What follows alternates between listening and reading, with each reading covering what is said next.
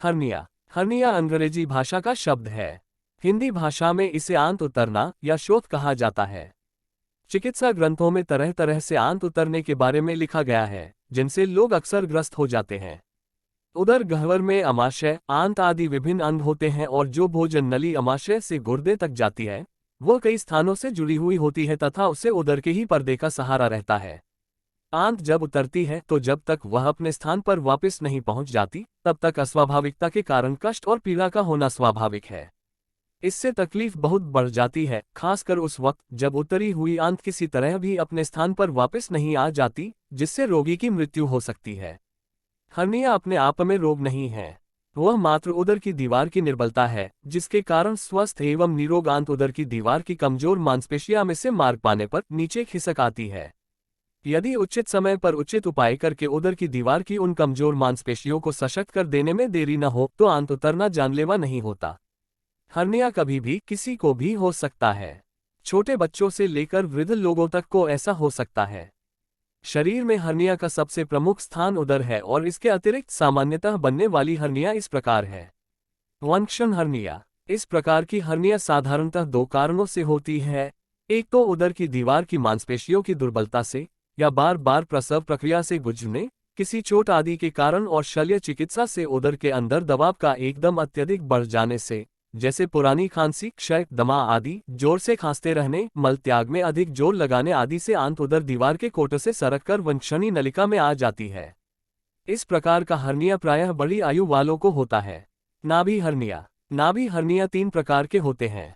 1. शैशव नाभि हर्निया। इस प्रकार की हर्निया में शिशु के खांसने या जोर लगाने पर नाभि में से एक थैली सी निकल आती है। इसका प्रमुख लक्षण यह है कि शिशु की नाभि स्पष्ट रूप से उभरी होती है। 2. जन्मजात नाभि बाह्य हर्निया। ये शिशु में जन्म से ही होती है। समय पर इस हर्निया की शल्यक्रिया न होने पर कोश के फटने का डर रहता है, जो घातक सिद्ध होता है।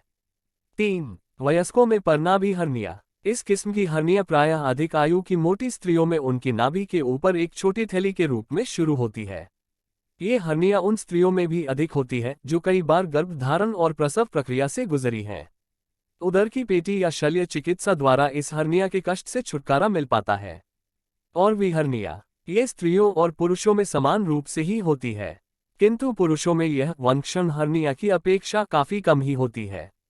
ये हर्निया जोर से खांसने या जोर लगाने पर और भी नलिका पर एक उभार के रूप में प्रकट हो जाती है। इसका सरल उपाय शल्य चिकित्सा है। Heights hernia. ये हर्निया अधिकतर ग्रास प्रणाली में छिद्र से होती है, जिसका कारण छिद्र का बड़ा आकार होना है। ये हर्निया मध्य आयु के व्यक्तियों में, विशेषकर स्त्रियों में अधिक होती है। इसके लक्षण प्रायः अनिश्चित तथा अन्य अंगों से संबंधित प्रतीत होते हैं। लक्षणहीन हाइट्स हर्निया में चिकित्सा की विशेष आवश्यकता नहीं होती। आभ्यंतर हर्निया। ये हर्निया बाह्य रूप में प्रकट नहीं होती, बल्कि अंदर ही अप्रत्यक्ष रूप में पैदा होती है और रोगी के जीवन के लिए भारी जटिलताएं पैदा करती है। इसके लक्षण कभी कभी आंत्रावरोध के रूप में भी प्रकट होते हैं, जिसका शल्य चिकित्सा से ही उपचार हो पाता है। हर्निया से बचाव और उपचार।